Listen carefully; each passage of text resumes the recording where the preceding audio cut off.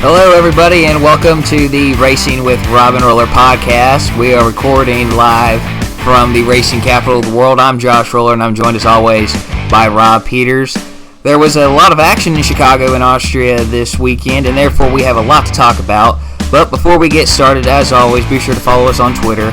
Rob is at RPEETERS33, and I am at ROLLER_01. So you can keep up with date with us. See our next podcast is up. Just follow us simply on Twitter by doing that. And so, Rob, let's get started with the ARCA Menards series, racing from Chicagoland, the Bounty 150. Yeah, the first race of the weekend, which happened on a Thursday, which was actually pretty neat. I like that kind of idea of let's run a race on Thursday here and see what ends up happening. You know, I mean, it was a packed weekend at Chicagoland. I mean, you had, 4 days of racing, qualifying, practice, all that stuff. It was great way to kick off, really what almost the second half of the season. Now, I still consider Daytona in July to be the official start to the second half of the season, but, it was still pretty good. So, but for ARCA, this was their third race in a row, I believe. Mm-hmm. The Bounty 150, which was, pretty good race overall. I was generally impressed with the quality of racing. ARCA didn't, they had a decent-sized field. I think it was 22 cars-ish? 20 cars. 20 cars? Okay, well, maybe not so decent. It made me look better on TV than it really was. But, so Ty Majeski dominated, leading 72 of the 100 laps. This is his third victory in 5 ARCA races this season, so good for Ty, who's been trying to just find some kind of full ride. I mean, guy's clearly got talent. He ran the late model race with Johnny Sauter was at last weekend. Yeah. So and I believe won that too. So I mean, big time couple of days for Ty Majeski. As Josh mentioned, 20 cars entered, 13 were running at the end, 9 on the lead lap. Michael Self's pit road woes, but he finished 4th after passing Travis Braden and Riley Herbst at the line. Deep Driver Burton is what we need to call Harrison Burton, because that is all he was doing all night long. I mean, great run for Harrison. I mean, he looked great out there. I mean, we keep going back to the Harrison Burton, Todd Gilliland, are they good, are they not, what are they, we don't know. Harrison Burton, the more laps he turns, the better he looks. So I was really happy to see him do well, not just in the ARCA race, but also run well in the Truck Series race as well. And that because he was in the main ARCA race, he was diving into the corner super deep. He was faster than all the other drivers, working his slide up, and that was just a great run for him. So with that said, the ARCA Racing Series.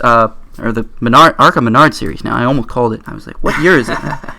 Anyway, there are 8 races left. The point standings, Michael Self still leads it over Brett Holmes, Travis Braden, and Christian Eckes. That's a tight battle, though. That's a very tight battle. I don't know when was the last time that 4th place was 65 points away from the points lead.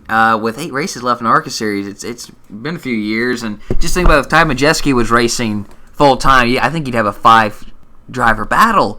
Oh, absolutely. The competition, I think, for this top spot is at the highest it's been in a few years. Despite the lower field sizes, you still have 4 guys really mixing it up at the top. And you got to remember too, Christian Eckes missed a race. Oh yeah. So where would he be? As far as these standings go, if he had been in it was at Salem, right? He had to miss at Salem. Mm-hmm. So just a interesting season so far. I know we've kind of harped on the last couple weeks that they have smaller field sizes, but the competition for the championship is there, and it's making up for that.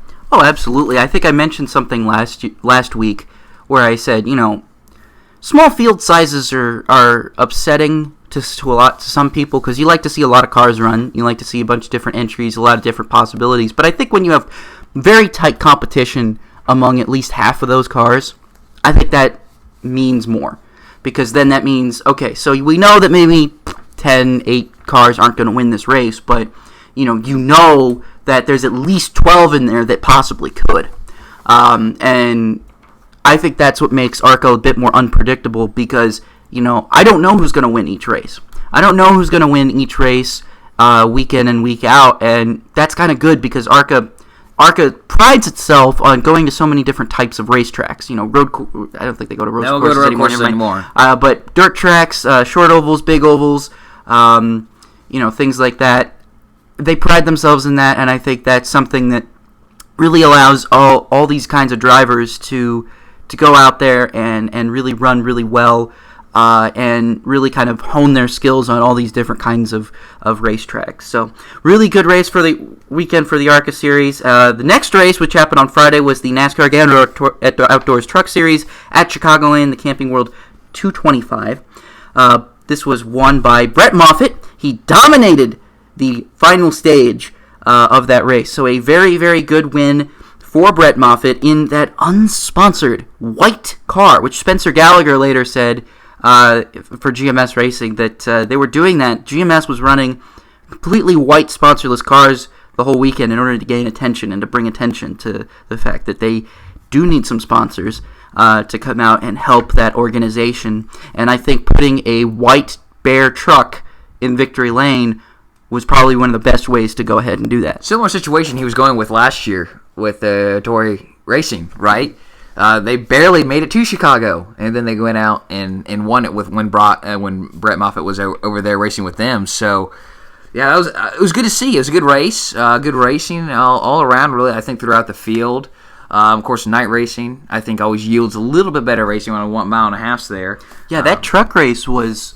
I felt it was one of the better races of the weekend. I mean, we're going to talk about the Cup Series later, and discuss how that racing went. But I really enjoyed the truck race because typically, for me personally, I would say it's been a bit difficult for me to enjoy a lot of truck races because there's a lot of drivers in there that really I'm not 100% on just yet. I should say I feel like, there's a lot of rich kids going around and it's kind of like a playground and stuff like that. And I've made that point clear in the past, but I loved it. I still loved that racing. I think, it kind of was like, okay, well, who cares?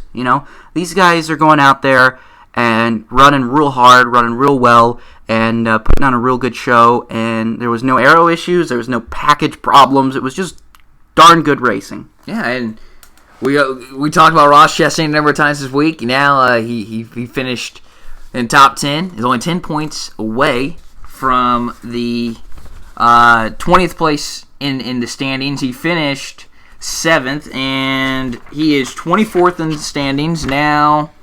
Like I said, 10 points out of 20th. Jennifer Joe Cobb. He's got Corey Roper, Josh Romay, and Jesse Little in between them there. I think 2 weeks from now in Kentucky might be when he finally breaks into that top 20 position in the truck standings.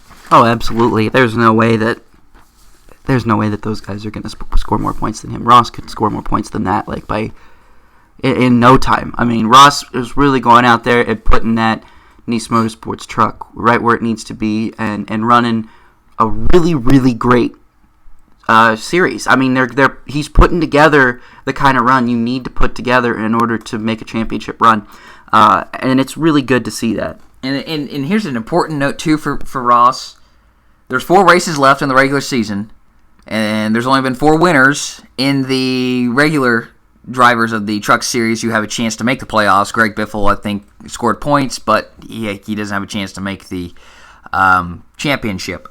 And there's, like I said, only 4 races left, 4 spots, 8 spots available in the playoffs. So Ross, if he's in the top 20, is in the playoffs. That's good news for him.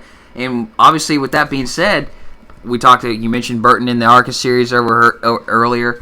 That leaves Burton and Gilliland on the outside looking in. So right now you have, as it stands, presuming that Chastain gets in the top 20, Enfinger, Friesen, Moffitt, Crafton, Rhodes, who had a bad point today in Chicagoland. That was a rough start. Yeah. Day. I mean, he's probably happy to forget about that. Yeah. And Hill, Sauter, and Chastain are your playoff drivers. Burton, definitely, he's chasing Rhodes at this point. 13 points back from him. But he made some, the bad day for Rhodes was Burton's gain. I kind of find it hard to believe that that Burton hasn't won a race yet, or KBM hasn't won a race if it hasn't been the 51 truck. I think Burton is turning it around. I think he took that criticism from Kyle Busch, his owner, to heart, and I'm sure his dad maybe said, "Hey, dude, come on, we need to change here." And so that's good to see him running well. Gillen's also put together a couple good finishes. He finished second last week at Gateway, but he kind of fell into that, in my personal opinion, just based off of how the end of the race transpired. But he ran up in the top most of the race at Chicagoland, so he had a good race there. But again, time's winding down. If they're going to make these playoffs, the best bet's to win a race. Oh, absolutely. They need to win a race, and they need to win it now. Because, like you said, with only 4 races left in the playoff, until the playoff cutout, which is crazy to think. We're talking about 4 races left, and it's July. It's July 2nd at the time we're recording this, so we got 4 races. I mean, so Harrison's gotta go for it. But he did have, like I said earlier, he had a great run in the ARCA Series race. He had a great run, and it translated again over to the Truck Series. I think the more laps Harrison Burton runs, the better he's going to do, especially if he gets that experience, maybe the day before, in an ARCA race or running Xfinity races or something. The more laps that guy turns, especially in top-tier equipment, running with really, really good drivers, the more and more he's going to learn. Todd Gilliland, on the other hand, I don't think it's that simple for him. I think there's something he needs to do personally, which is be more consistent, maybe act a little bit more patient from time to time. Absolutely. But for the most part, Harrison Burton, you're right. He's taken the criticism from Kyle Busch to heart, and he's really used it to kind of fuel him and drive him to do a really great job. And we criticize him. I criticized him several weeks ago, but now I'm really turning the leaf on him, where it's just kind of like, all right, dude, let's do this. Let's turn it around. Let's go for it. Let's try and get into the playoffs. Let's try and get a win. Let's prove Kyle wrong. Let's prove Kyle wrong. Let's prove everyone that, you deserve another season in this truck.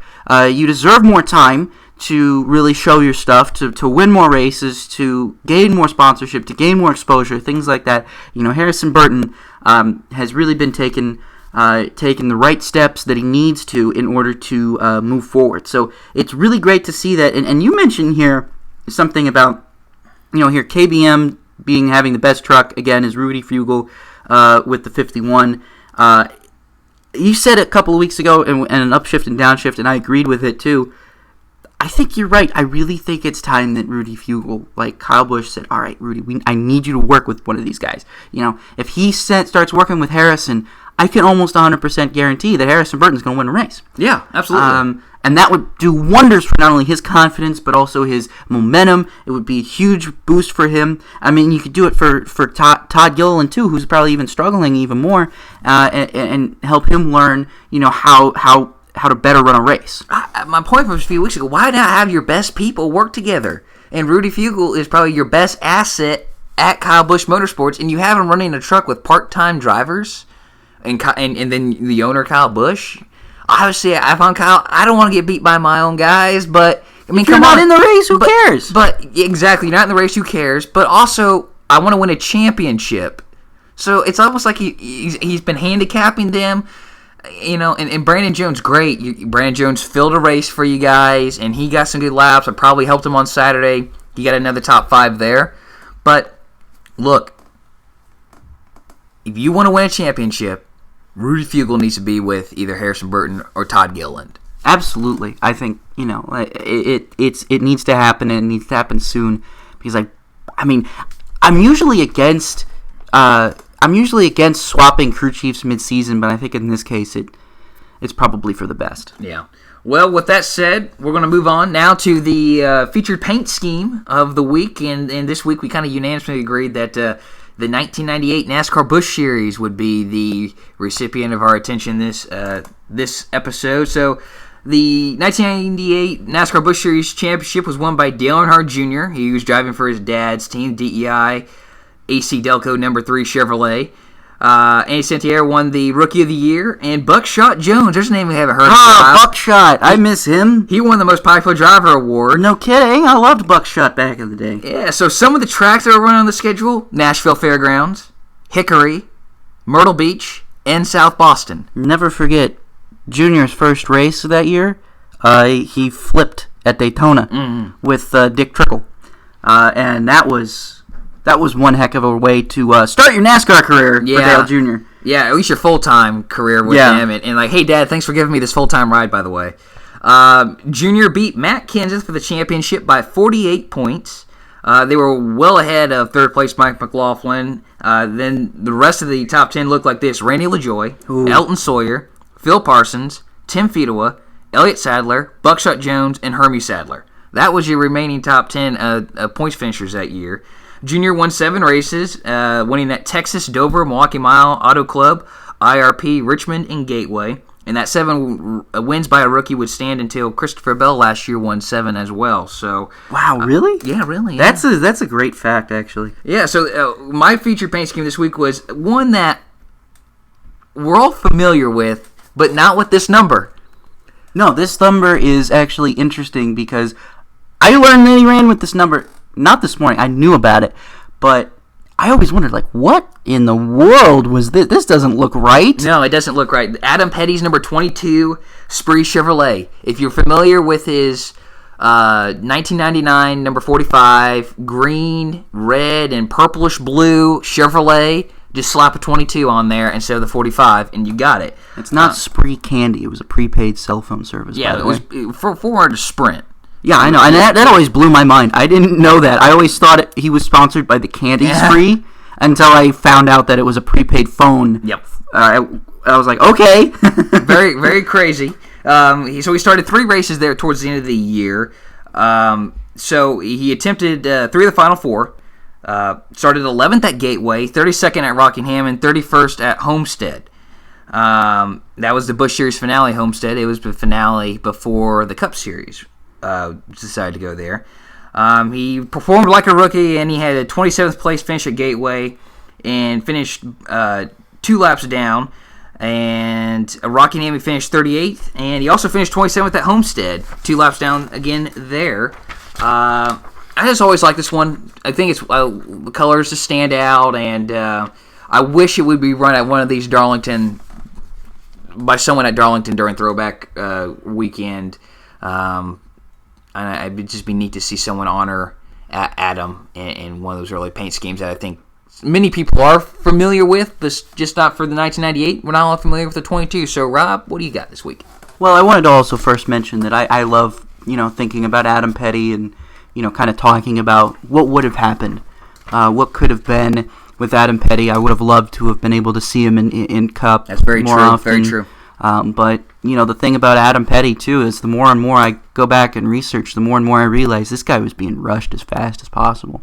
I mean, Kyle wanted to retire. Man, Kyle clearly wanted to retire, and they wanted to get another driver into that 45 car. So it's always interesting to kind of hypothesize how well he would have done, because Adam was being rushed. He was being rushed a lot. But anyway, my favorite paint scheme from that season, which becomes my featured paint scheme, is going to be Matt Kenseth's number 17 Lycos Chevrolet for Robbie Reiser. This was Matt Kenseth ran this race in a couple of different paint schemes, but the one I'm talking about specifically is the all black and light blue and white Lycos machine, because for me personally, I think Lycos cars were always very simple, very easy, but very beautiful. And if you don't know what Lycos is, or if you don't even remember it, it still does exist, by the way. You could still go to Lycos. It's not nearly as good as Google. It is a search engine, but it still exists. So you could still go to Lycos.com, and maybe they'll come back to NASCAR. I don't even know how much money they have. But I like that one. Matt Kenseth did finish second in the points with that to Dale Earnhardt Jr., which actually is interesting because it was his first full-time season. He had run a couple of races the season prior, but with a different team. But this was his first full season with Robbie Reiser, and this is really how he got noticed by Jack Roush. And it's actually an interesting fact because Kenseth didn't even really start running Fords until later in his career. He was still running Chevrolets in the Busch Series because that's what Robbie Reiser was running. So it was kind of interesting because there was a period of time there where Kenseth was running a Ford in Cup side and a Chevrolet in the Busch side, which is something that you would never see today. which is just crazy to even contemplate. Something like I said, you'd never see that again today. Guys are typically tied down by one manufacturer now, and that's just kind of cool for me. So that's why my featured paint scheme is going to be Matt Kenseth's number 17 Lycos Chevrolet. It's a good one. It's a good one. I like it. Yeah, thank you. My kids have always had. The Robbie Reiser cars always looked good. Oh, absolutely. I always liked the 17, and I remember I got a book.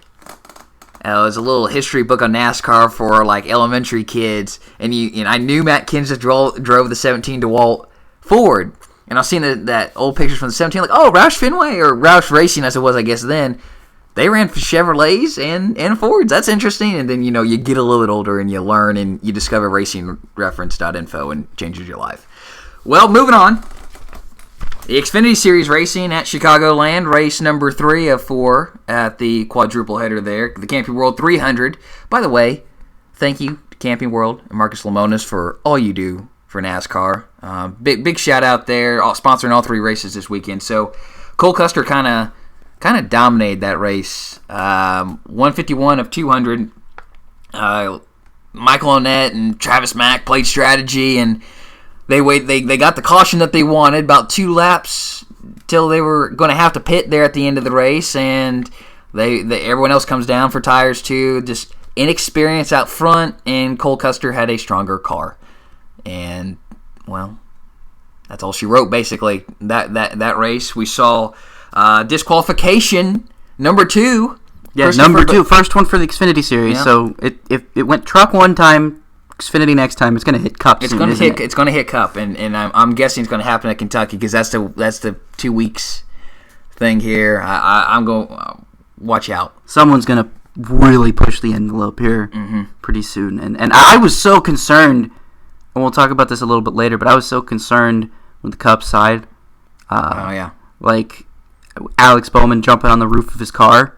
I was like, I think they're a little bit lenient on it. Oh man, if that makes that car fail inspection, oh no. He pushes his hand up and it pops the roof back out. Right. This is great. So yeah, it happens he's too low on the front and the back, which dropped him to 38 on the grid. Disqualification drops you down, loses all his stage points, which he don't care.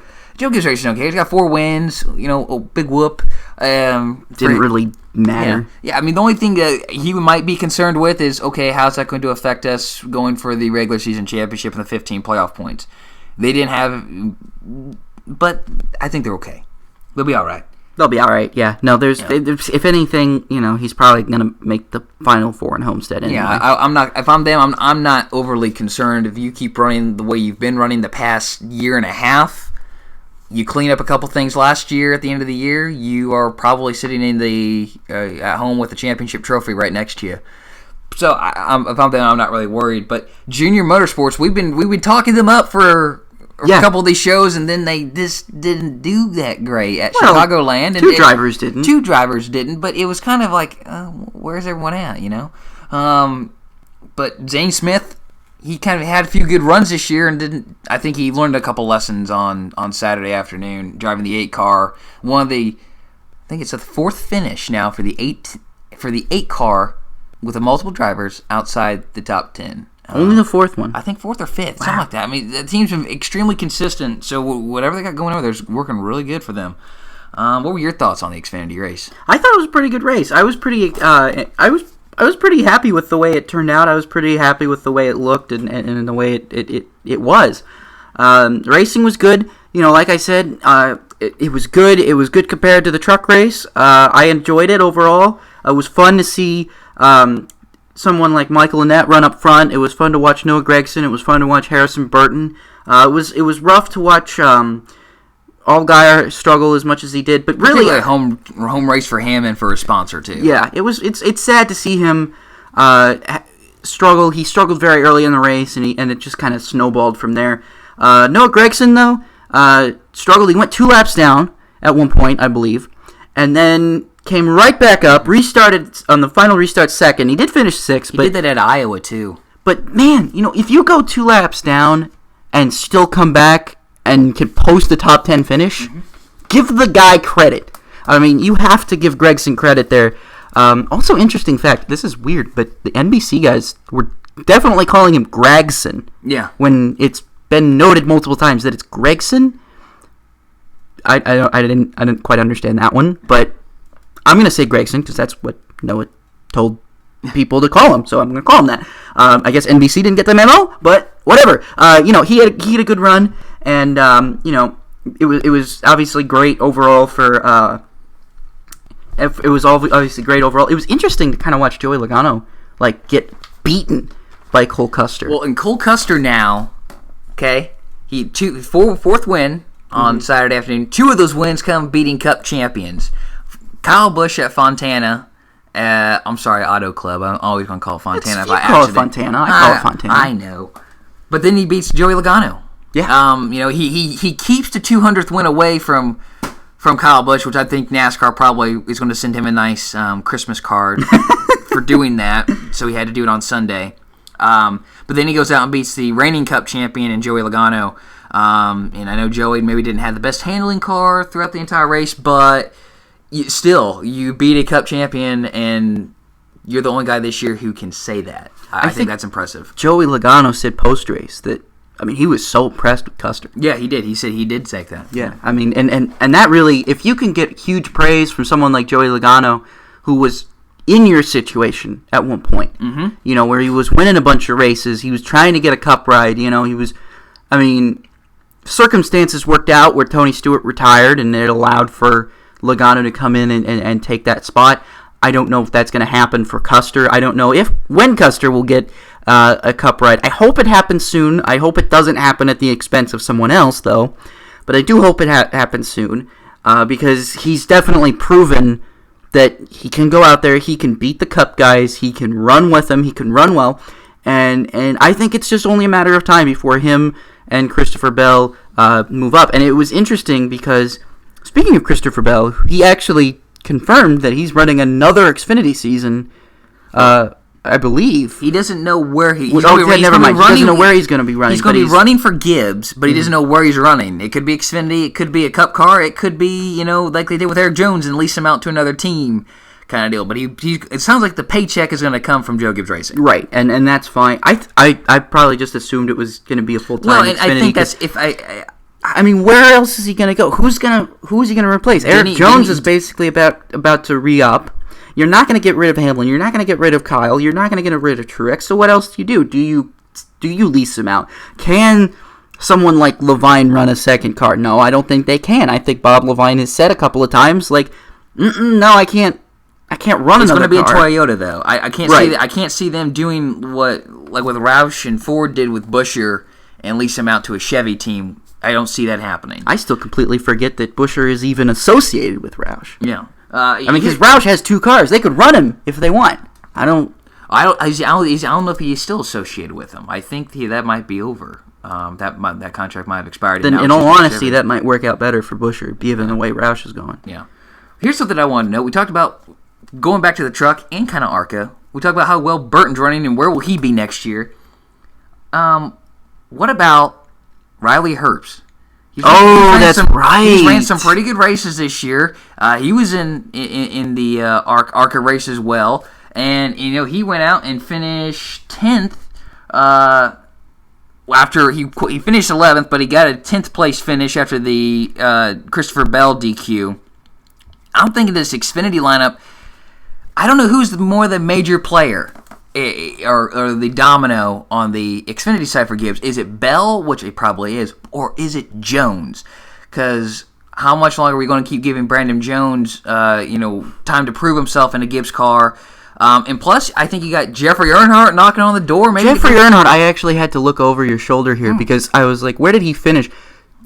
He finished 16th. I don't think that was a Gibbs car. I think it was a Gibbs affiliated car. It was a Gibbs affiliated car, the Extreme Concepts car. So he ran out there and he did pretty well. For a Gibbs affiliated car to not, you have some technology. You might have the car prepared by Gibbs. You might have something like that. But really, you don't have a lot of the data to go off of, stuff like that. For Earnhardt to come right out and put it in the top 20, I thought was pretty impressive. And that's a team, I think they're getting a little bit more support than maybe we know. But he's also got a lot of seat time in the simulator. He's made note of that before. and he's liking it at Toyota. If I'm Gibbs, I think you have a driver issue, because do you move Burton up? I think it could do him well to get another year in truck, particularly if he doesn't get a win. But you got Herbst. Where's he going to go? And Jones, Bell. I think there's so many dominoes in that Toyota camp, and we've seen there's just limited spots in Toyota. They're not the manufacturer who wants to have 20 cars out there. They want to have a few good cars. Right. And for me, Gibbs, could they go do a 4-car operation in the Xfinity Series? Maybe. But if this Extreme Concepts team could go full time, that might help alleviate some of the pressure that you have based off some of these drivers you have in your system, both from the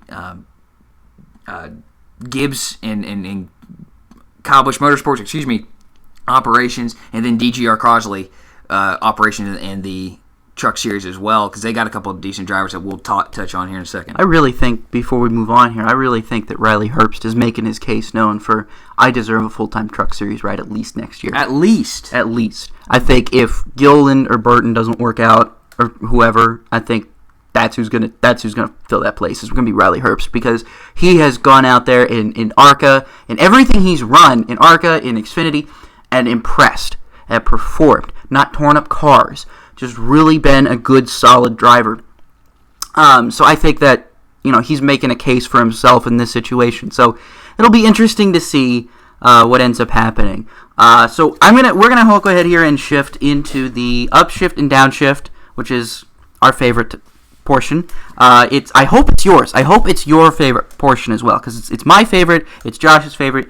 We enjoy doing this. So, Josh, why don't you go ahead and get us started with the first question of the day? Yeah, so just a reminder, upshift you like it, downshift you don't. And hopefully, like last week, we might have a little bit of disagreement, but sometimes it's good to agree as well. So, DGR Crosley is regretting not fielding a full-time driver after another strong showing by their 4 trucks in Chicagoland, despite the results maybe not showing it exactly. They had Anthony Alfredo finish 9th, Dylan Lupton, his first truck race in like 3 years, finished 10th. Tyler Ankrum finished 13th. He was running high. That was the one guy you got to point out and say he deserved maybe a top 7 or 6 finish there. And then Natalie Decker, I think arguably, even after spinning, it's her best run of the year, finished 14th. So top 4 trucks in the top 15. Do you upshift or downshift their decision not to have a full-time driver? Isn't Natalie Decker full-time? No, she's not. She's not? Okay. Well, that is interesting. So for me personally, I feel like DGR Crosley stretched themselves pretty thin. They got lucky. They had some really good drivers that were available. No, I don't think they're regretting it. I don't think they're regretting it. I'm downshifting on that. I don't think they're regretting it at all, because if for a team like them to just put together runs like that with 4 cars is impressive enough. But if you could put that together with 2 cars, then yeah, maybe you can start to build your season. Maybe more drivers want to come see you and say, oh, DGR Crosley is actually, they're a competitive team. I can go ahead here and take the sponsorship money I have and run a full season with them. I think that's more helpful, because then you've got more more opportunities to attract talented drivers, and you can really kind of sell your team to some of these drivers, go after them and say, okay, well, look what we did. We're obviously a competitive team now. Would you like to drive for us full time? I think doing it next year is probably better, but I think they're not. I don't think they're regretting anything right now. I think they've got a really good program right now, and they don't really need to field anyone full time, because I don't think they're trying to go for any really major championships right now. They're just trying to continue to build that team up to what it is. And so I don't think they're really regretting it. I'm going to downshift. But what about you? They got two full-time trucks. They had 4 trucks in Chicago, but they have 2 full-time trucks, the 17 and the 54. They ran the 15 and a handful of races. I believe this was the first race for the 5. But I believe it was. Yeah, that's the first time I'd seen it all season. I don't think I'd seen it either. I got very big shades of Randy Moss Motorsports. There you go. Yeah. That's who I was thinking about. Could not think of the team. There you go. I think they might be slightly regretting. I'm going to upshift just maybe a gear. They've had strong run. This is not the first time they've had strong runs with a guy like Tyler Ankrum, and obviously I think he would have been maybe the guy who would say, darn it, we should have gone full-time with him. So, yeah, I think they might be regretting it, particularly when you look at how crazy the truck winners have been and the season has been. There's been opportunities there. So I'm going to say they may not admit it, but they might be regretting. They might be regretting. So I upshift on that one. Okay, we disagreed. Let's go for the next one. See if we disagree on this one. All right.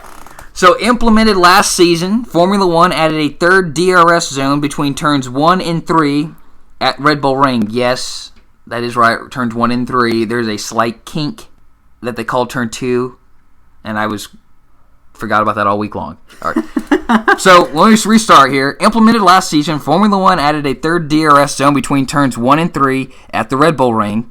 For the length of the circuit, is a third DRS zone too much, particularly ones back to back, because on the exit of turn 3, there's immediately a DRS zone. Do you upshift or downshift the 3 DRS zones at Red Bull Ring? First of all, I'm going to do what you do when you have DRS is upshift, because personally, I feel like that has greatly improved the racing here. It has greatly improved overtaking abilities. It has greatly improved passing abilities. It has greatly improved the speed. It has made the racing more exciting. I personally love it because you have 3 sectors really back to back where you can set up a car and pass them. You know, if you are within, say, 1 second and down the front stretch, and you just get within 1 second, you can open up that DRS, you can gain some time there, then you go into turn 2, say you have a good corner, you reopen up the DRS zone, the DRS, and then you can chase them down this long straight with a little kink in it. And even if you don't pass him then, you can still try and outbrake him and try and get a better run on him one more time going into turn 4. So for me, I like it because as a driver, it allows you to be a little more strategical with how you approach passing, how you set up a car. It allows you more time, more opportunities to set up a car and pass one. I love it. I've loved it since they've implemented it because I felt like before they had it, it made it very difficult because you have this long straightaway that you can't use DRS on, so it's really hard to set up a guy for the straightaways that you can use DRS on. So personally for me, it's a big time upshift because I love it. I think it's improved the racing. I thought the racing all weekend at Red Bull Ring was fantastic. And I think you can attribute a lot of that to that DRS zone that we're talking about. I don't have much to add onto that because I upshift too. You kind of said everything I wanted to say. I'm sure there might be some drivers who are frustrated that, it seemed like, we'll talk about this a little bit later too, but Verstappen, he maximized the zone between 1 and 2 or 1 and 3 and then the zone between 3 and 4. He just maximized it and he had to be making some people pretty mad how easily he passed.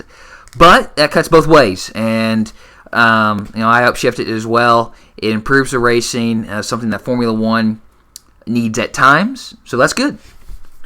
The next one, do you upshift or downshift the decision to go racing on Sunday at Chicagoland with weather in the immediate area and only 12 laps were completed before the red flag was displayed? I think NASCAR was in a tough call. They were in a pretty tough call there. You have lights at Chicagoland. You have a window to get the race underway.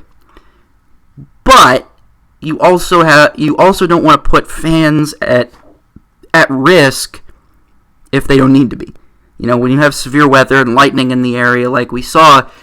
And not to interrupt you, NASCAR did an excellent job of making sure people got out on the track did too. Oh, absolutely. Yeah, they did a fantastic job of that. But that's what I think made the call so hard because it's like, do you want people to stay here or do you want to send them home and say, hey, it might look better tomorrow. Let's try it tomorrow or something. I'm upshifting. I think they did the right thing because when you have a situation like that, you want to get the race in for TV. You want to get the race in for the fans. You want to get the race in for the drivers because we go to Daytona next week and guys need to be ready for that. Guys need to be mentally prepared for that. We can't have a day less to prepare for that because that's a big race for a lot of guys. a lot of teams because that's our last real opportunity to get into the chase. I call it the chase playoffs. I still call it the chase. I want to call it the chase so badly. Please call it the chase again. Anyway, I think they did a good thing. I did think they did the right call because, and I think too, it probably could have helped with some of the ratings too because Sunday night.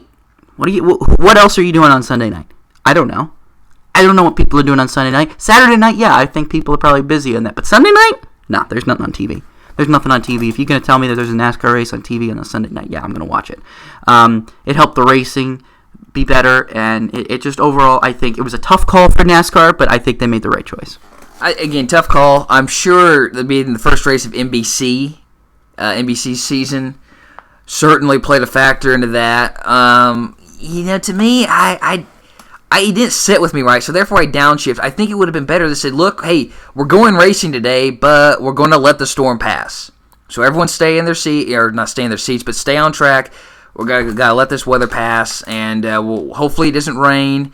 Obviously, they got it in. They have lights. I think it complicates it if this is like Michigan. Mm-hmm. They don't have lights, but Chicagoland does. And as we'll talk about later, I think we benefited from it. The good news is, I guess you had 12 good laps of racing that if you were the casual or were just curious or worried about how the racing, it maybe got you to stick around and you watched the rest of the race. But to me, I just didn't like 12 laps, we're going red flag, and I didn't like the look of that. I might be just being too harsh, but for me, I got a downshift on that decision. If you got 50 laps in or a stage in, that's one thing, but you got 12 laps of 267 in. So that kind of didn't sit with me right. But I can't say I disagree with what you said, but again, this didn't sit with me right. It reminded me of Indy a few years ago, but the weather kind of popped up there really quick there in 17. So the next one, last week, Charlotte Motor Speedway unveiled the new backstretch chicane for NASCAR's Roval weekend in September. A 90-degree left and an immediate 90-degree right with an angled exit onto oval turn 3. Do you upshift or downshift the new design for the Roval circuit? My immediate decision is an upshift, mainly because I felt like the backstretch chicane wasn't really a passing zone. It was just very dangerous in general. It seemed very dangerous. It looked very dangerous. And it's, in all honesty, really tough to drive that because it's, when they moved the wall back, I think that was better because you saw guys you're not sure how much speed you can carry into this. And one time you might be able to carry a whole ton of speed in there, and then the other time, your tires might not be that great, and all of a sudden you carry way too much speed in there trying to carry the same amount, and you end up hitting the wall, or you end up going off track, or you end up having a problem. So I think that was really one of the only flaws of the Roval from last year. So I think doing this for this year is going to help immensely because now you have a real legitimate passing zone with a real legitimate exit of the turn, exit of the corner, onto the final run before the last chicane coming to the start. So I like it. I upshift on it. I think it's great, and it just makes the Roval so much more of a beautiful course because I love it. I love the elevation changes. I love the Roval in general. I think it's a beautiful track. I would love to see more races there other than just NASCAR because I think it is a very beautiful track. Charlotte Motor Speedway did a wonderful job constructing that and really making it good for racing, and it has multiple layouts, and it's not a boring track either. It's a challenging track, and I think this addition of a real actual passing zone makes it even more of a challenging track. So it's going to be probably an even more fun race to watch come this fall. Speaking of that, before we go on, Simon Pagenaud was on Dale Jr.'s podcast I think last week, and he said IndyCar would be good to go to the Roval. Interesting. I would maybe like to see IMSA there first, but if IndyCar wants to make a shot at a Roval, I think that would be awesome. Because I think that is a track that is challenging. It is a challenging racetrack. It has a lot of elevation changes, which is crazy to even think about for what's essentially an oval track that has the infield has the road course has elevation changes. That's no place has that. Daytona doesn't have that. Indianapolis doesn't have that. No place has that, but Charlotte does, and that's what makes it challenging, is because it has those elevation changes, it has those tight technical corners. It has these long sweeping turns, and it's also, oh, by the way, you're also having to run on a banked 24-degree oval for basically two times. You're basically running on those. So fine. If Simon Pagenaud wants to do it, then I'm with Simon on that one. I'm going to upshift to the design change myself. Last year, I don't know if you scrubbed off 15 miles an hour or not. I mean, you basically let off the gas, no brake. It was not a passing zone. But that was a first attempt. This is a second attempt. I think after, seeing the design, I think a lot of people are thinking, why don't we make it a little bit more like a Watkins Glen type of chicane? And this is kind of halfway there. But you know what? It's a step in the right direction. It is going to be a passing zone. And just to continue this experiment, you got to continue to evolve. And the Roval was an exciting race last year. I did not get to watch it live. I watched it on tape delay, and I did watch the Xfinity race, and it was just as exciting in my book. So, yeah, this is a good step in the right direction. I applaud Charlotte Motor Speedway and SMI for taking the steps to listen to people and particularly the drivers and the teams saying, hey, this wasn't a passing zone. Now I think it is. So it's going to be an exciting September race for sure. Cole Custer is proving that spending multiple seasons in the NASCAR Xfinity Series is beneficial to not only a driving ability, but to fine-tuning and knowledge of driving a race car. Do you upshift or downshift? I'm going to up... okay, my first instinct is to upshift because I think you're right. I think overall it's correct. It is beneficial to him. His driving ability is a lot better. But I'm going to have to ultimately downshift because the problem that we see right now with the Xfinity Series, and we've seen it a lot, is that the things you learn in the Xfinity Series about the car does not translate to the Cup because the cars are completely different. The cars drive different. The cars race different. They're set up different. It's great for Cole Custer to be out there learning patience, learning how to drive these tracks, learning how to race, against Cup guys. But I think ultimately what he needs to be doing is getting out there and getting Cup experience. Someone needs to run like a fifth car for him for at least 7 races or something like we used to do back in the day, where we'd run several races for like a Busch Series rookie or a Busch Series driver or like a soon-to-be Cup rookie or something like that. Like Kyle Busch did that. I think Brian Vickers did that a couple of times. We saw Joey Logano do that in 2008. We need to have something like that happen again, where we get Cole Custer in, an R&D car for Stuart Haas or something, because ultimately I think if he gets thrown into the fire in the next year or two, I think he's going to end up struggling in the same respect of Suarez and Jones. They are having difficulties being thrust into Ava Buscher as well, Preece maybe too, and I'm not taking anything away from their driving ability. Their driving ability is incredible. It's just that they're struggling to learn this car. And I think that's because they spent so much time driving in cars that didn't really translate to the Cup side. I think if they really want to see Cole Custer's career flourish, the best thing that they could do is run him in a few select Cup races that are companion weekends with Xfinity rides, get him more laps, get him more time behind a Cup car so that he knows what to expect. And then when you finally are able to turn him loose and get him running Cup Series full time, he'll have more experience and it won't take him as long to learn some of the nuances of the Cup car. So that's why I'm going to downshift. I know it's easy to want to upshift on that because you think, naturally that would work because it had worked in the past. But now with the differences between the Xfinity car and the Cup car, I think that's a situation where it's just not as good as it used to be. I'm going to upshift for a different reason. We are not agreeing at all today. I'm going to upshift for a different reason. He's getting time up front.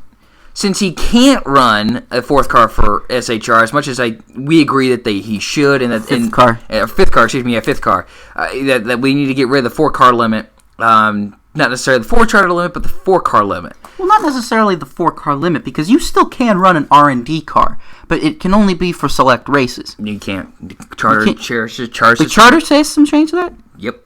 Really? Cannot run a fifth car. Man, I hate Rob Kaufman. So the reason I say I upshift for Cole Custer's experience. He's running up front. He's getting the experience on restarts and racing leaders. If you put him in, he ran a few races last year for Rick Ware. What's he going to run? 32nd? Great. He's going to get used to getting passed by the guys like Harvick and Logano and Kyle Busch. He's not going to be learning anything by having his confidence hurt and not be driving actual equipment prepared by the team he probably will drive for, which will be Stewart-Haas Racing. So I'm going to say upshift because he's getting the experience running up front. Yeah, the cars are different. Everything you said there is completely valid. The cars drive differently, but it's more of a mental and confidence standpoint, which I think is helping him. Something that we haven't seen in winning does that. Running up front does that. We're seeing this 0-0 car run up front more in year 3, I think, combined than we did in years 1 and 2. So for that reason, I upshift for those. I mean, I think you're right. I agree with you. I think now, knowing what I know now, because I genuinely thought you could run 5 cars. I didn't know, like a fifth R&D car, because that's how it was. It used to be that way. That's how it always was. I thought you could do that, but I guess not. Still, I would like it. I would like to see, maybe a technical alliance or something. Have it be a Stewart-Haas prepared car, but entered by someone else. Something like that. That would be fine. That would be great. Yeah, maybe not Rick Ware race. Well, or maybe even then Stewart-Haas could prepare the car and Rick Ware could field it, and maybe it would run far better. Because I think the last time that happened, Cole Custer did run better than the other Rick Ware cars, or better than whoever would have run. So that's, I guess, where I'm going with that. I just think that the more laps you can turn in a Cup car, and even if I don't think it would hurt his confidence all that much, because he could go out there and win on Saturday and then just kind of approach the Cup side as really just a learning opportunity. Don't worry about if you go a lap down. Don't worry about if you're getting passed by guys. Don't worry about if you're running 30th. Just turn laps, learn the car. Because that's going to be better than any individual test session can give you.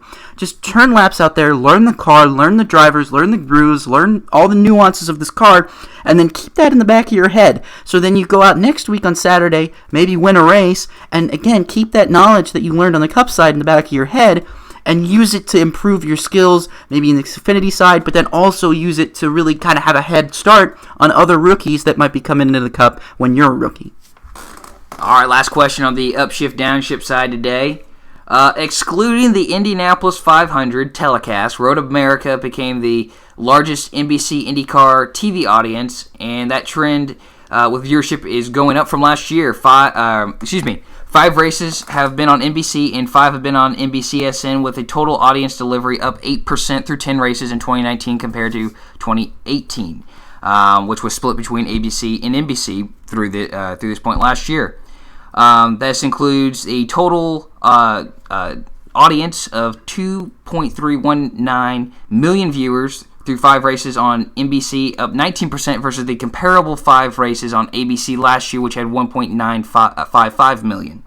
With that said, how are you liking the switch to NBC? Upshift, downshift? I thought I was going to hate it in the beginning because, Lord knows, I can't stand Townsend Bell and Paul Tracy up there. I can't stand them. I want them to be replaced with someone else. I beg NBC to do that every year. But I will admit, I'm impressed. They have really, I knew that they were going to, change things up. I knew that they were going to have better coverage. I knew that they were going to promote it. I knew that they were going to hype everything up. I knew that they were going to do all that. It's just that I didn't really think that more people were going to tune in on NBCSN anyway. I didn't think that NBC was going to be all that great because, my theory was, ESPN is the worldwide leader in sports, and, people can debate that all they want, but the fact of the matter is, I don't know any casual sports fan or even hardcore sports fan that doesn't really watch, or that kind of watches motorsports, kind of likes it, but isn't hardcore like us. I don't know anyone like that who actually watches NBCSN or FS1 for that matter. I don't know anybody who does that. Almost all the time it's ESPN or nothing. So when I was like, okay, well, ABC is airing the race, which means that they typically run SportsCenter promos, and they do. Like, people like to say that they don't, but they actually do run SportsCenter promos for the Indianapolis 500. They did at the time. Like, the last several years, they'd been doing that. So I was sitting there thinking, well, that had to have helped ratings all this time, because you get people watching SportsCenter, and then all of a sudden they see an ad telling them when the Indy 500 is on, and they think, oh, Indy, okay, that's kind of cool. I might tune in and watch that for a few laps, and that would help the ratings. I guess I'm wrong. I guess I'm completely wrong. It doesn't matter, It just doesn't matter. It's about promotion, and it's about, word of mouth, and it's about other things. So, I'm upshifting. I like it. I guess, NBC has proven me wrong. They've proven that my thoughts were wrong. I do hate NBC Sports Gold. I think that's stupid. I think putting something like that behind a paywall is ridiculous when, NASCAR doesn't make you do that. NASCAR streams its qualifying practices and stuff for free. The morning sessions, I should say. And we don't have to worry about that. So why can't you just put it on the app or something? Don't put it behind a paywall, because, for years, ESPN3, aired practice, qualifying, stuff like that. YouTube was always on practice and stuff. But I think that's my only gripe still is just NBC Sports Gold stuff. I mean, it's fine if it's Premier League, it's fine if it's cycling, it's fine if it's like stuff like that people will genuinely pay for it. But motorsports fans are a fickle bunch. They don't like paying for stuff. We don't like paying for stuff if we don't have to. So that's why I'm kind of hesitant on that. But still, overall, I'm going to go ahead and upshift on it. I upshift. Ratings are up. That's great. I think we talked about this months ago when we were sitting in the office together, just talking and debating about it. And definitely there's some worries. But you know what? I think it just kind of shows that IndyCar is on the up and up. The racing is better than it's been in a long time. Yeah, the most watched race on NBC ever might have been the most boring race from the first place standpoint, but it was one heck of a race from second on back, which can make up for that 28.5 second win that Rossi had. It's good. I think what NBC I think does better than ESPN, you talk about the worldwide leader in sports, I think they care about this product a little bit more. ESPN had the Indy 500. Woo! That's all they wanted. That's all they wanted. And other than that, I don't think they cared about IndyCar that much. I don't know. It's been a while since I really sat down and watched an entire SportsCenter thing, but I don't know how often they talk about motorsports on there, so therefore I don't know how you can call yourself a They don't anymore. Yeah, exactly. They don't have any motorsports writers. Yeah. They don't have any. They don't have J-Ski anymore. They have completely abandoned motorsports now because they don't own any rights outside of ESPN. Then you can't call yourself the worldwide leader in sports, and I don't know if you could. Even before they lost, IndyCar to NBC. What NBC I think does, they promote all their stuff. I mean, we saw track and field, we saw soccer promotions on during the NASCAR telecast, and IndyCar. They used to have, for the cricket fans out there, all 1.5 of you, meaning me and maybe someone else. They used to air the KFC Big Bash League from Australia. Well, but the thing I love about NBC, they're promoting. They talk about their stuff within.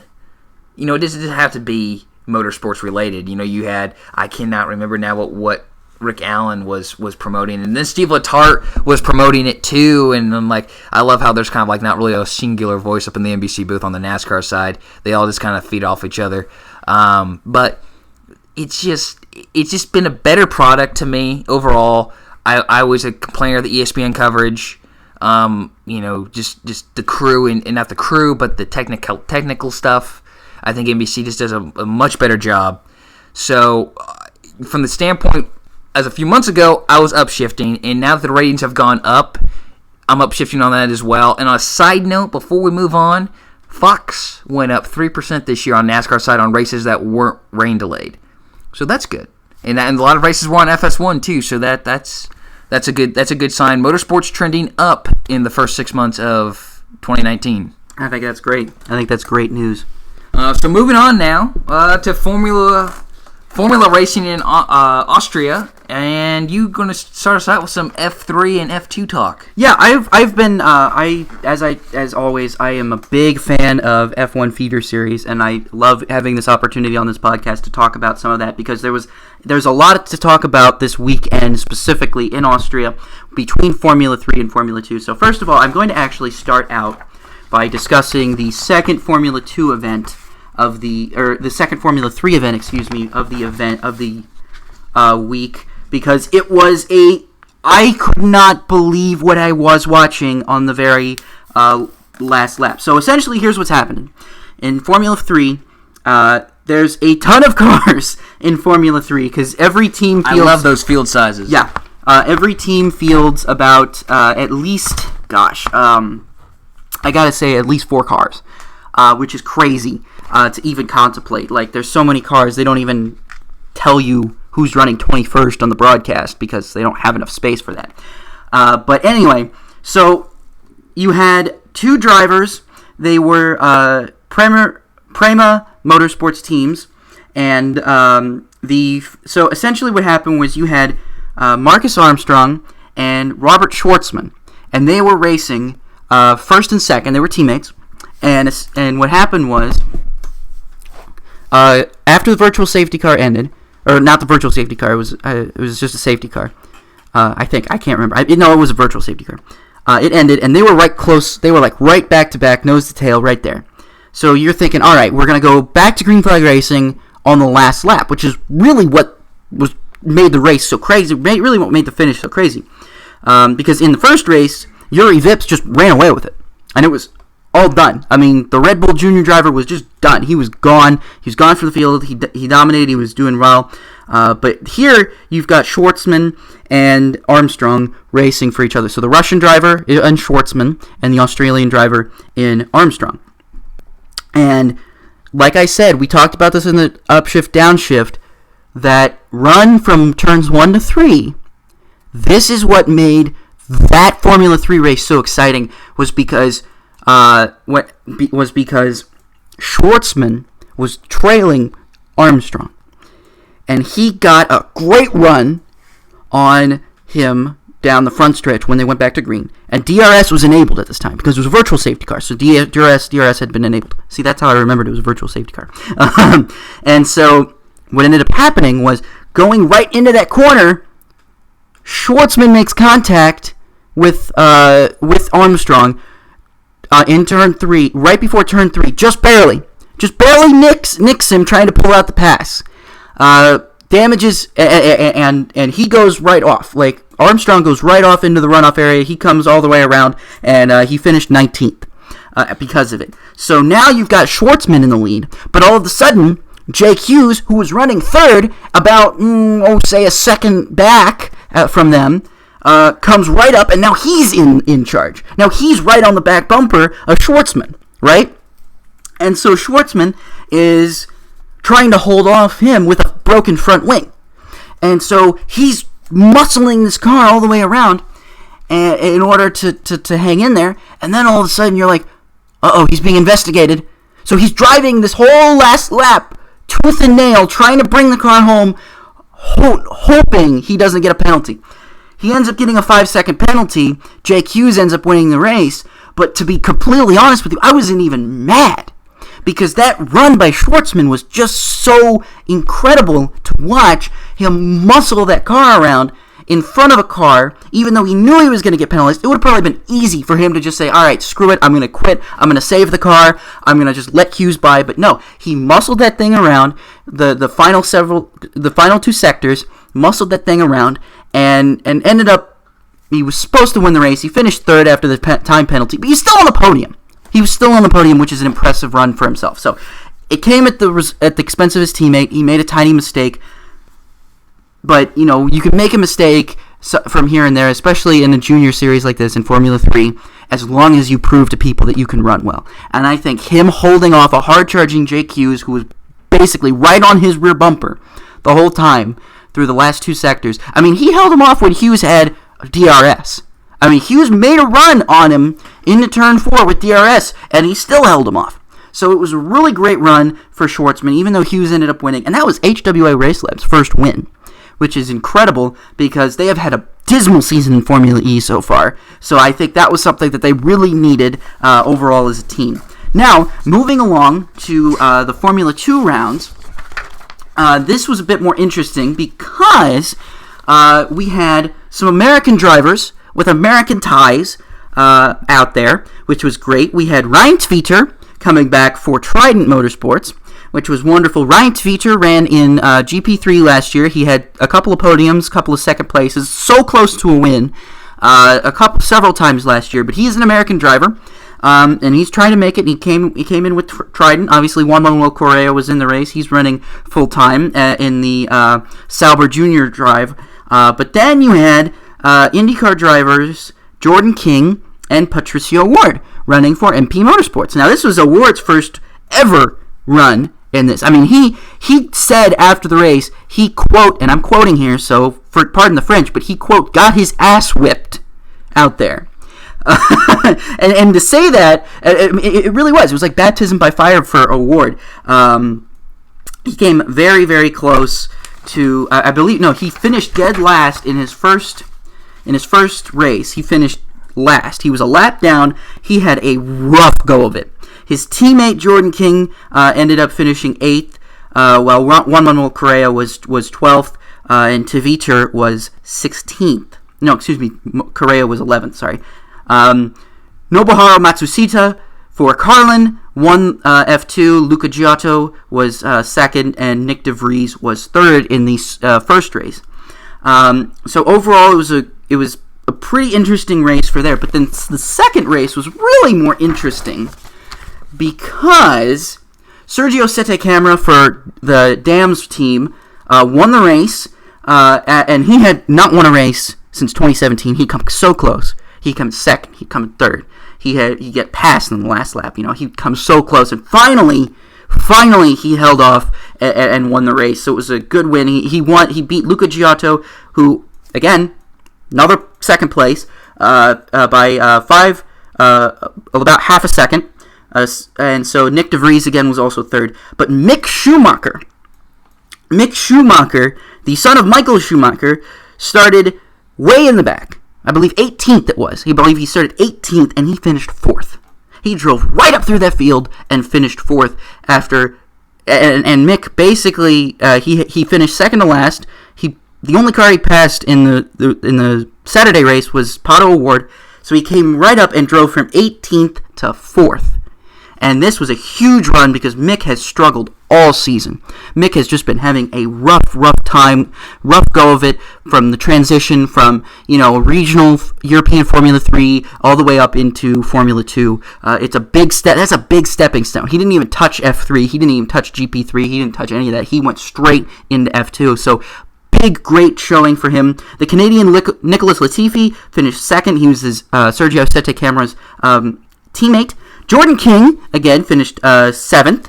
So, still pretty good. Jordan King's doing a pretty good job. He's definitely the best MP Motorsports car. He's definitely taking that car and putting it where it needs to be because MP Motorsports is not the best team in F2 right now. So, Juan Manuel Correa finished 10th. And then we go down the road and we see Tatiana Calderon finishing 13th, beating her teammate for the first time in her F2 career, which is a great run for her. She had a wonderful run, started from the pit lane, drove up, passed several very fast cars, ended up finishing 13th. I know 13th in F2 probably sounds like terrible, but if you're Tatiana Calderon, you needed a run like that. You needed something like that to really kind of show people that, hey, the car is kind of terrible, and I might not be that good of a driver, but I'm learning, and I'm getting better. And that's really good for her. Pato O'Ward finished 14th. Like I said, got his butt kicked, quite literally. Arjun Maini, in his second race for Campos, after being disqualified for the team's failure. Not his failure, the team's failure. They screwed up on a regulation there, and he was disqualified, but he came back and finished 15th. Ryan Tveter for Trident finished 17th. So, it was tough, I think, for a lot of those guys, but overall, I'm looking forward to see what Tveter can do. Later on. I'm looking forward to see what Mick Schumacher does with this at next race at Silverstone in a couple of weeks. And most importantly, Pato O'Ward will not be running F2 because Mahavir Raghunathan will come back from his ban in Silverstone. But Pato O'Ward is replacing Dan Ticktum in the Super Formula now that he has the Red Bull backing and is putting his IndyCar career on hold, which means the breaking news from this morning was that Sage Karam will return to IndyCar and run at Toronto for Carlin, so replacing Pato O'Ward. But Pato is now going to be running in Super Formula, and it'll be interesting to see what happens to Dan Ticktum, because if you're familiar with Dan Ticktum, then I don't need to explain anything. But if you're not familiar with Dan Ticktum, he is not well liked. He is a very arrogant guy. Essentially what happened was he did a very unforgivable thing a couple of years ago where under caution he drove and passed about 20 cars or something during a race and just completely wiped out this car that he had beef with. Just completely wiped it out. He got banned. He got super license points. It was basically career ruining, but Red Bull I guess gave him a second chance. He ran last year or over the winter, ran the F3 Asia Series and just did terrible in it. I mean, guys that are tearing it up in big FIA F3 destroyed him in the Asia Winter Series, and he got mad about that. He got very mad about that, very outspoken, said to several media outlets that he was angry that he wasn't whipping all these guys. He said he's better than all these guys. He was very arrogant about it.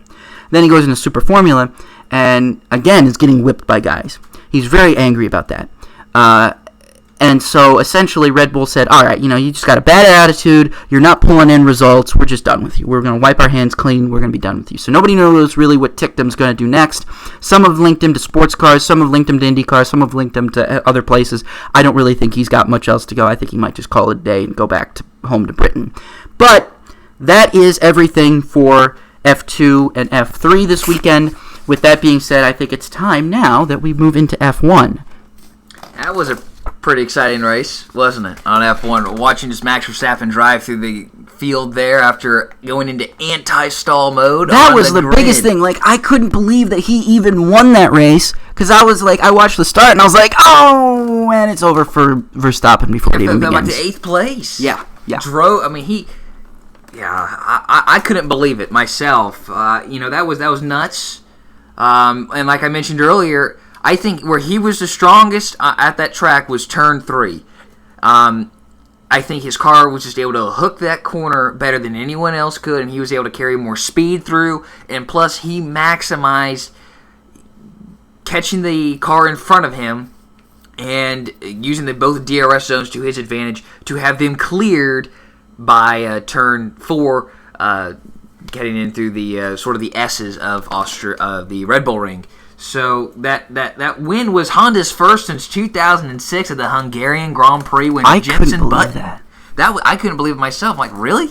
And this is a team that Button was driving for. Lucky Strike Honda Racing F1 team. Man, I missed that livery. Yeah, 242 Grand Prix in between victories for Honda. So very, I'm sure that was a great party. Particularly after the race, I think they were going to party no matter what because they were the winner of that race. Mercedes dealt with overheating issues, according to Hamilton, and that kind of hindered their ability to race with teams. Honestly, though, thank God that happened again. Yeah. Because this is what makes honestly, one of the things that makes Austria so much fun to watch every year is that Mercedes always has struggled there the past 3 years. And it's like, you go into Austria and you're just like, okay, who's going to be our first non-Mercedes winner this year? And it turns out to be Max Verstappen. I picked Leclerc. I picked Charles Leclerc way before anything else. I was like, dude, this is Leclerc's time. This is Leclerc's race. He's going to do this.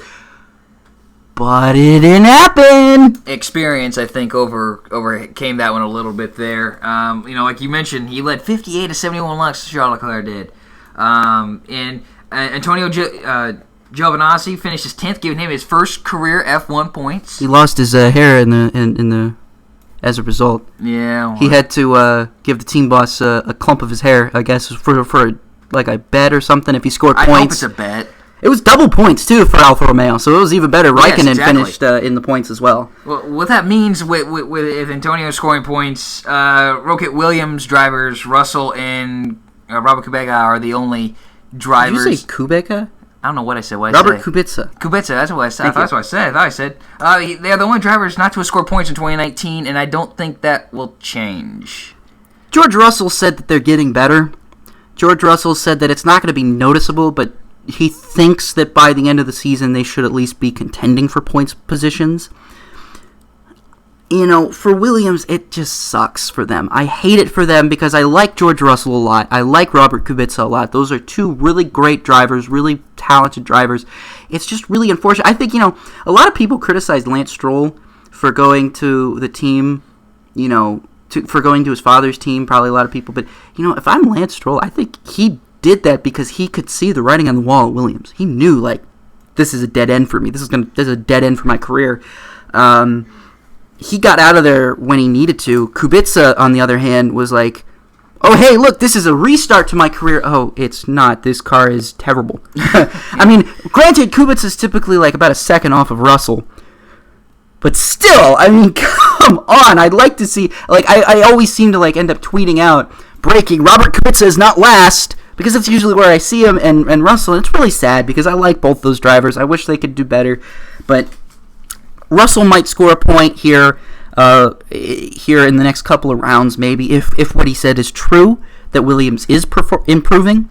But it's really hard to see Williams, such a very historic name in Formula One, struggle this hard. I mean, I never pegged Williams to ever be a backmarker like this, especially not after 2014, 2015, 2016, when those guys were scoring podiums, points. Valtteri Bottas and Felipe Massa were basically right there to grab the wins. I mean, they didn't come for them, but they were very literally close. Fell off a ledge. Oh, I know. I mean, and then those last 2 years with Stroll, Massa, and Sorokin was just what happened? It's I feel like Felipe retired because he could see the writing on the wall too. He saw what Stroll saw, which was probably this is going downhill. And I remember Stroll last year looked just frustrated every week. Sorokin was just trying to remain positive as best he could, but you could just tell that Stroll was I'm better than this. I know I'm better than this. And he's being able to show it now with Racing Point, but it's just sad to see that George Russell, someone who was so good last season in F2, struggle this hard too. I mean, it's sad, and it's to see Robert Kubica have that big comeback is not really what anyone would have expected him to do. So it's very sad to see that. But, overall, that race in Austria, fantastic. I mean, I'm glad the FIA didn't make any changes, didn't penalize Verstappen, because I didn't have a problem with the move. No. I didn't have an issue with the move. Well, I thought it was good, hard racing. They both made, in my eyes, mistakes. Mm-hmm. Verstappen drove into the corner and didn't hit the apex and basically didn't give him a lane. But Leclerc didn't give him room. Didn't concede the corner. He had lost that corner way before he even turned left. And that's why I said again, DRS is so important to have there, because it makes that passing zone even more better. It allows for strategic setting up of the guy in a pass, because right when you start the lap. All right, I've got 3 uses of this thing to set this guy in front of me up. Let's see how I can do it. Let's hope that it does. And that's what Verstappen did. Verstappen strategically used DRS to his advantage and was able to make a run when it counted, when he needed to get by Leclerc. Well, and I love Verstappen's comments too. After the race, it's just, if we can't race, then what's the point of being here? We might as well go home. Right. And then Christian Horner, team principal for Red Bull, said if this win is taken away, it's stealing from Formula One, and he would be absolutely correct. Mm-hmm. Say what you want about Canada. That one was that we could talk about that one for an hour and a half. Just alone with the Vettel situation and Hamilton situation. But this one here was just good, hard racing, and you know what? It was a veteran. It's hard to call Verstappen a veteran. He's 21 years old, but he's younger than both of us, and he has done far more in his life than we'll ever do. Yeah, he is. He had the number of Grand Prix underneath his belt where he was able, particularly at Red Bull Ring, to know what to do, mm-hmm. and and Leclerc, he's just learning. It's his second season. He's learning. How to run these cars. He's the good news is he's racing up front. Yeah, and he's learning those mistakes. He will win a race. It's kind of like what we'll talk about in a second. When in NASCAR, you gotta lose some before you know how to win one. And I think that win for Charles is coming definitely. Leclerc's going to win this season. Yeah, he will. He's got to win this season. Yeah. I mean, the way Ferrari put it to Mercedes, when Mercedes is weak, that's Ferrari's chance to pounce. And Mercedes was weak, and they pounced, and they did a great job. Leclerc did a great job. It's just that Max is a true racer. I shouldn't say it. I don't mean that any disrespect to Leclerc, but Max is the guy who is. He's putting 110% each corner. He does. There's no off the gas pedal for him. No, he doesn't let up. He's not going to just concede a corner. He's not going to just give up to make a more quote cleaner pass or something. No, if the gap is there and Max can do it, Max is going to take it, and that's what got him to where he is today. Yeah, absolutely. And I think the only complaint that a lot of people had was it took 3 hours to officially know the winner of the race. But I read on Racer.com from Chris Medlin that it took an hour and a half for drivers to get summoned up to get their points of view of what happened. My question is, what were you doing the first hour and a half? Right. Shouldn't you been? I think you should have said, okay, here's what our preliminary decision is, if you will, if that's even the correct way to look at it. And now let's talk to the drivers, and then we'll base our decision off of what they say. But 3 hours to wait for an official winner, and particularly after all the the ceremony and it had gone through and the podium presentations have gone through.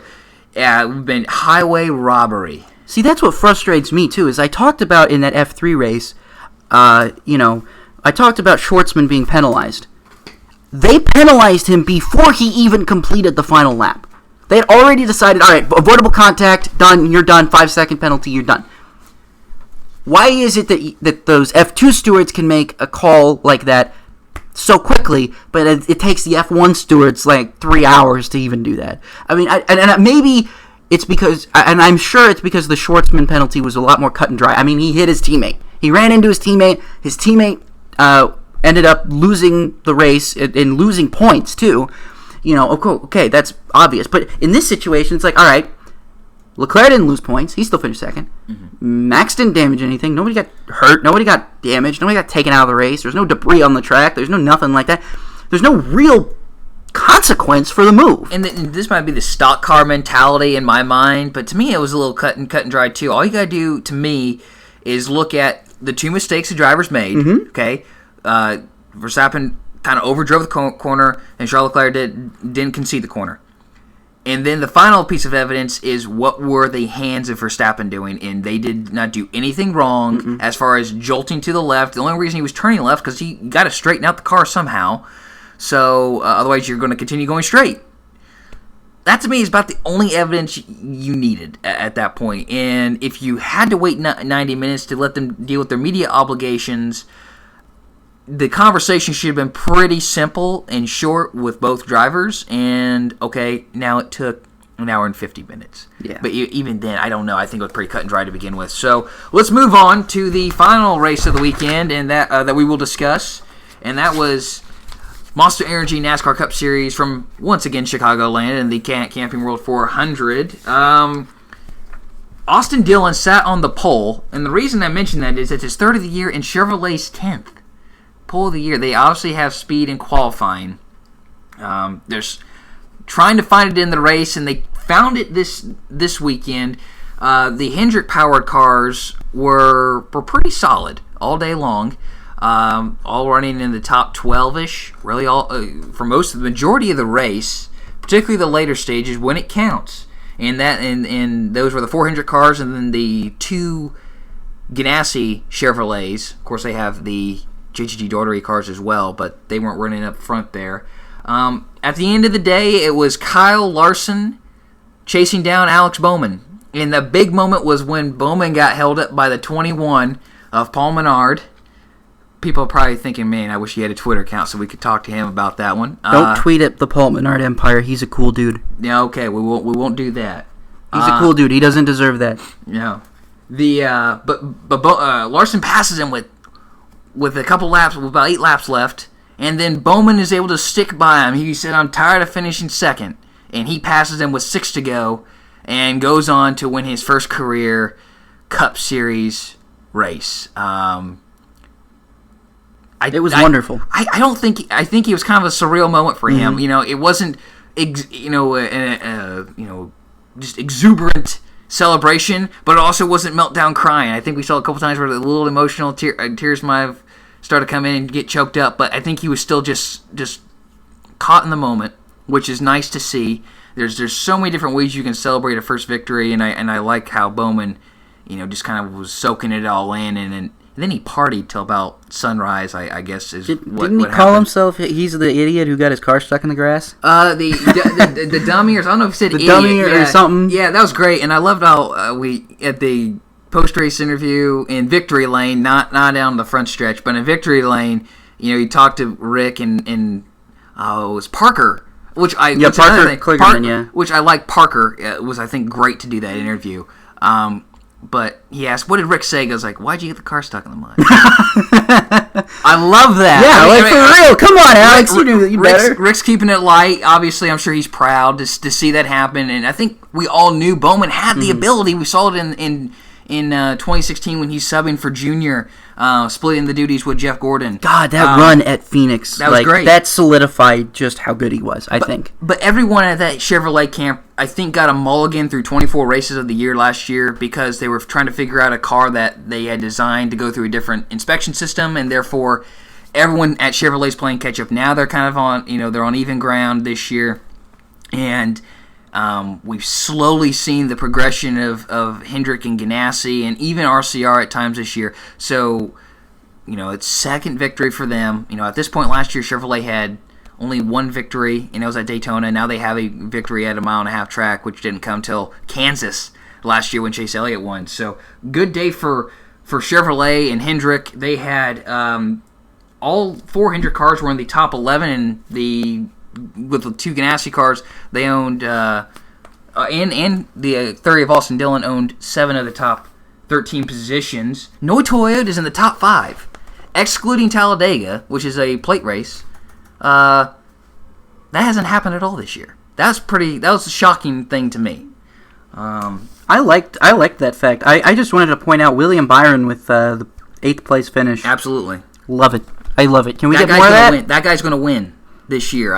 With him and that Chad Knaus move that we all were shocked by last fall, I think is working out for the young William Byron, who does have a few more years left on his career than compared to Jimmy Johnson. It was a rough points day for Boyer and Suarez, losing a lot of positions, but their loss was Larson, Johnson, Byron's, and Eric Jones's gain. And it's going to be an interesting run down to the start of the playoffs and the final race at Indianapolis in the regular season this year, particularly after we get out Daytona and see who the winner is there, and if that is a surprise winner outside the top 16. And, we touched on this a little bit earlier, or maybe I did, but how much did the weather play into how good this race looked on TV and then at the track? I think the weather made it better, because we talked about it before the show when we were discussing pre-show notes and stuff. We talked about, this was a track. The track was completely green, which meant that, tires degraded faster. And we talk about it week after week after week, that Goodyear needs to make tires that degrade better. And I know that, Tony Stewart always liked to call him out for, making a bad tire and stuff like that. But you know what? Make a bad tire now and again, Goodyear. I promise you it will make the racing better. And I think we saw that. We Absolutely. saw, a bunch of blowouts right before the end of the stage, kind of threw a wrench into things. It kind of shook things up. And then towards the end there, clean air wasn't that big of a deal, but, dirty air was really bad. And so I felt like the racing just in general felt so much better than any race I'd seen, probably since Kansas.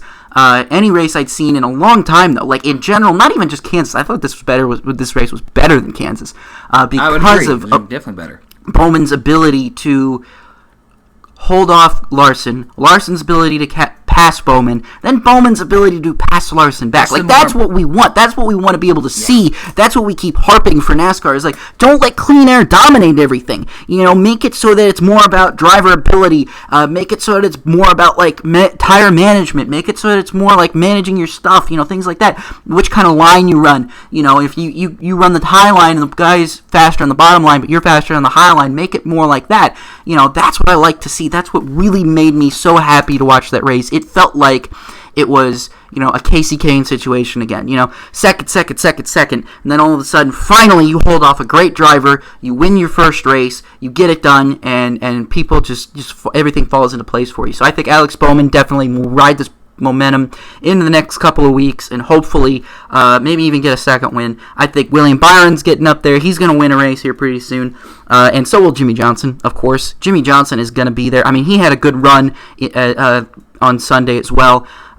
So it's looking good for the Hendrick guys. It's looking great, and I like to see more parity in NASCAR because we haven't seen that a lot. We have only seen the same guys win and win and win, except Kevin Harvick, which is odd. I really pegged Harvick. I would have picked Harvick to win this race. 17 races through the year, and Stuart Hollis doesn't have a win. I think that would have made you a lot of money in Vegas. Yeah, I think Eric Almirola said it during the rain delay. He was like, yeah, this is totally strange for us. We don't know what's going on. We're performing well. It's not like we're performing poorly. It's just we're not winning. It's just like, what are we doing wrong? Yep. What are we doing wrong? We don't know. I don't know. Do you know? I don't know. Am I a bad driver? No. Are you a bad crewman? No. I don't know what's going on. They're just trying to figure out. They just got to get on a good run. They just got to have some luck fall their way, and then I think Stuart Haas will be right back there. Well, outstanding performance of the week. We both picked winners, and yours we just talked about. Yeah, I went with Alex Bowman because just him fighting off Larson and the way he drove that race and those final closing laps was just impeccable. It was remarkable. It was some of the best, gutsiest driving I've ever seen. I wanted to pick your guy, but, Bowman deserves the shout. Bowman deserves a shout. He deserves all the credit that he gets. I mean, he just ran an incredible race. He got passed, and then he passed him back, and that was something that I genuinely did not think you could do with this package, and he did it. And so, by the way, NASCAR, this is another call to say track-specific packages for the future, please and thank you. Ditto the track-specific packages. I chose my guy before the NASCAR race, and I decided to stick with him, particularly after I saw who you picked. I'm like, I think we should be able to pick the same person on here, but I think it's good to give it a little... share the level a little bit, but I go Max Verstappen. The reasons we talked about earlier, I think he had driving from 8th after starting second on the grid and having to go into anti-stall mode, driving up and just it was fun watching him. Passing Leclerc. Yeah, I mean, not only do you see the drive go through there. Mick Schumacher probably would have been a good pick for me personally. I probably could have gone with him, but I think Verstappen outdid what Mick did. Because to do that in F1 is so much harder, where the competition is so much tighter, the cars are so much different. Like in F2, all the cars are the same for the most part, but in F1, all the cars are completely different. So that's why I think you picking Max is a way better way to go, because, that was just one heck of a drive. All right, well, coming down to the closing minutes, it's going to be a little bit of a longer episode this week, but that's okay. Feature track, I'm going to try and hurry this up. Yeah, I'm fine with this being long because I always think this is interesting, and I hope you do too, because Josh does a great job preparing this. Well, thank you, Rob. Langhorne Speedway, and it was located in Langhorne, Pennsylvania. It was originally a 1-mile dirt oval that operated from May 1926 to May 1942, and again from June 1946 to October 1964. Remember, motor racing couldn't do it during World War II. And then in 1965, it was paved, and what was a circular track was not so much all circular. Still a mile in length and operated from June 1965 to October 1971. And you probably know this track if you've seen the pictures. Trust me on that. You'll be able to now put the track name and history with the picture. It's a circular track. It is. It's a true oval, more than maybe what we call an oval today. It was known as the Big Left Turn, and was regarded as one of the toughest and most dangerous racetracks. The original 1-mile dirt oval was basically, therefore, a circle, and you were in a continuous turn and many times a 4-wheeled slide the entire race.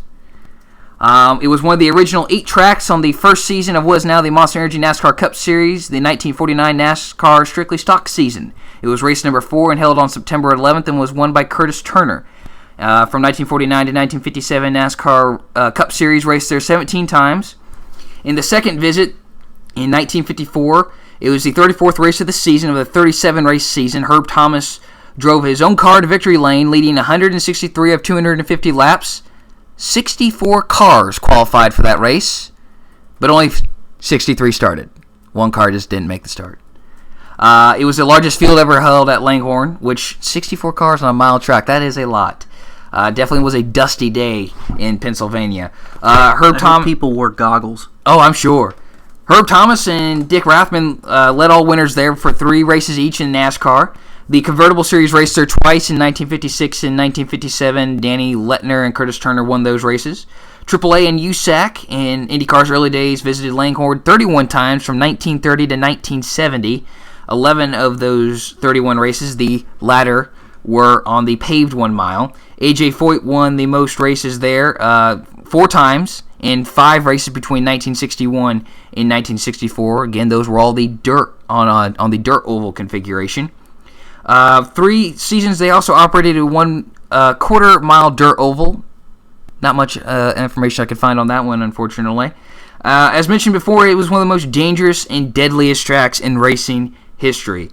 It was there where 1958 Indianapolis 500 winner Jimmy Bryan would sustain fatal injuries in the 1960 Langhorne 100 on June 19th, 1960, and that was the same day that Formula One had 2 drivers perish in the Belgium Grand Prix at Spa.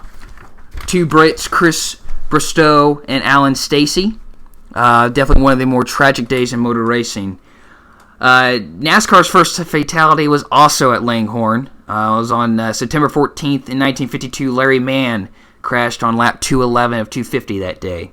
Bryan and Mann are 2 of 18 drivers to lose their lives at Langhorne. Additionally, 5 motorcyclists, 3 spectators, and a flagman were killed at Langhorne. This is a quote from 3-time Indy 500 winner Bobby Unser. "Who wants to go to Langhorne? Nobody raised their hand. That was the most dangerous track on earth. I can't imagine another track being that dangerous. A lot of guys who ran it got killed. That's because it was totally round with no banking. As much power as we had, you'd run that thing full blast all the way around. And the cars in those days were different in speed in the same field, sometimes by vast amount. It was deadly." He told that to Mike Hembree in a January 2018 Auto Week article titled "Killing Field, the Myth, the Legend of Langhorne Speedway." Puke Hollow was what turns 1 and 2 were called, ruts and uneven terrain. It was nicknamed, or as a name, Puke Hollow was dubbed by supposedly a fan by an offhand comment while witnessing Russ Snowberger become overcome by the dust, fumes, bumps, and humidity. Puke Hollow was lost in the 1965 repave. This comes from NASCAR champion Rex White. They built that racetrack upside down. The holes were up and the smooth side was down. Because the track was round, you couldn't see very far ahead of you. If you suddenly ran up on cars, it was hard to dodge them. You were running pretty fast, so if you hit there was a lot of impact. That was from the same Auto Week article. And he also, he never was fazed by Langhorne, White claims. He just called it another day at the office. And he said, if you're afraid of racing, you best get out of it. Which I suppose is fair even today. As the 1960s rolled around, residential neighborhoods popped up around the track. Noise complaints, property values skyrocketed. Similar story we'll hear through the bowels of racing history. In 1967, the owners of Langhorne announced that it was sold to mall developers, but racing would continue until, again, 1971. The final race was held on October 17th, 1971, a national open for modified stock cars, with Roger Treckler winning the race. To an extent, the mall was never built. Oxford Valley Mall was built just down the road, off property. That opened in 1973. Part of the land which Langhorne once occupied is now a Carmax, Sam's Club, and Restaurant Depot, while the other half remains undeveloped, taken over simply by Mother Nature. So you could, in theory, literally stand on the dirt where Curtis Turner, Mario Andretti, Lee Petty, and AJ Foyt once turned laps. However, this podcast does not endorse trespassing. So, don't get the idea from us. Don't claim God from us. A historical marker was erected by the Pennsylvania Historical and Museum Commission in 2006 and is located at 1939 East Lincoln Highway in Langhorne, which commemorates the Speedway. And today's featured track's history was compiled through racingreference.info, racingcircuits.info, The History of America's Speedways Past and Present by Alan E. Brown, NASCAR Yesterday and Today, edited by the auto editors of Consumer Guide, and again, Mike Hembry's 2018 Auto Week article, Killing Field, The Myth, The Legend of Langhorne Speedway. Whew, that was great. I just learned so much from that, and I really hope you guys all did too. Huge thanks to Josh for compiling that every week for us. It's one of my favorite spectacles because I love to learn a lot about some of these racetracks that I may have never known about, or maybe known about but not super in depth. So it's always great to have the opportunity to share this. But with that being said, we're running out of time here, so we're going to go ahead and preview next week's races. Formula One's off this weekend. They return on July 14th for the British Grand Prix in Silverstone. IndyCar is also off until July 14th when they head to Toronto at Exhibition Place. Both of those are some of my favorites. Absolutely. Silverstone, I think, is my favorite Formula One Silverstone circuit. is a beautiful track, beautiful circuit. Typically yields some pretty decent, good racing. But however, this week, you know what week it is. It's my favorite week of the week. It's my favorite weekend of the year. Not named Indianapolis, or obviously, but Racemas. But it's my second favorite. It's a great weekend. NASCAR at Daytona, unfortunately, the final running of this race on the July 4th weekend. We'll see how long this lasts. Yeah, I hope it only lasts like 1 year, because nobody likes this. Nobody likes this that I know of. The tracks don't like it. Indianapolis and Daytona don't like this shifting dates thing. Hopefully. But, hey, we got Xfinity running and then NASCAR running. Last year's winner, Kyle Larson, won at the Xfinity race after the Justin Haley penalty. Colleague Racing will field 3 Chevy Camaros in their full-time driver with Justin Haley, who is looking for redemption. A.J. Allmendinger will be in the number 10, and Ross Chastain will be in the number 16. That's kind of late breaking for that one. They'd say, we're going to throw a third car in here for Ross. I love awesome. it. Yeah. I love it. Go Ross. Hattori Racing Enterprises will also be in the race, driving with the number 61 being driven by their truck driver, Austin Hill. That is our first entry in the NASCAR Xfinity Series since 2015. For the Monster Energy NASCAR Cup Series, we race on July 6th. Last year's winner was Eric Jones. Hopefully Ricky Stenhouse won't wreck the field again. Yeah. We'll see. It was the same package that was run at Talladega. Which is good news. Great racing at Talladega. Hopefully it's great racing again at Daytona. And you note here that it is the last scheduled chance for teams like Front Row Motorsports and JTG Doherty to get in the playoffs on an equalizing track, and that is true. But, at Daytona, anything can happen. Anything can happen. And that's what makes that 4th of July Firecracker 400 weekend There's so great. Many guys who've won plate races who are outside the top 16. It's almost a little scary for guys who are on that border. I think when the 12th through 16th in points range, you're sweating bullets going into this weekend. And not to mention, you've got guys like Kevin Harvick who still haven't won. Yeah, true. Harvick's won at Daytona before.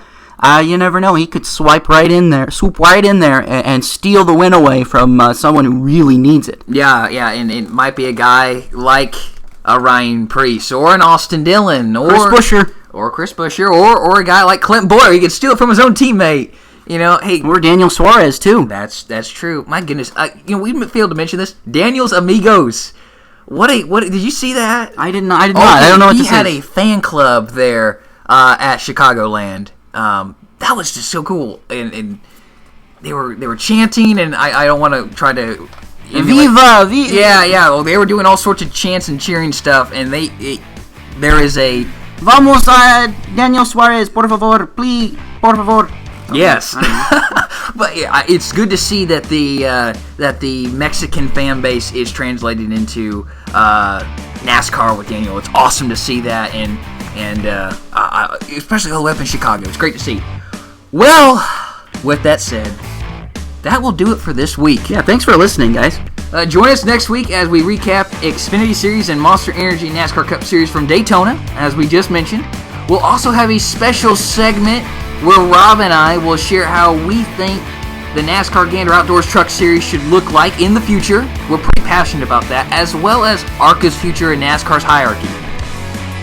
Be sure again to follow us on Twitter. Rob is @RPEETERS33, and I am @ROLLER_01. Thanks for all your support and listening to us today. We hope you join us next week. For Rob Peters, I'm Josh Roller, and this was the Racing with Rob and Roller podcast. Have a great week, everyone.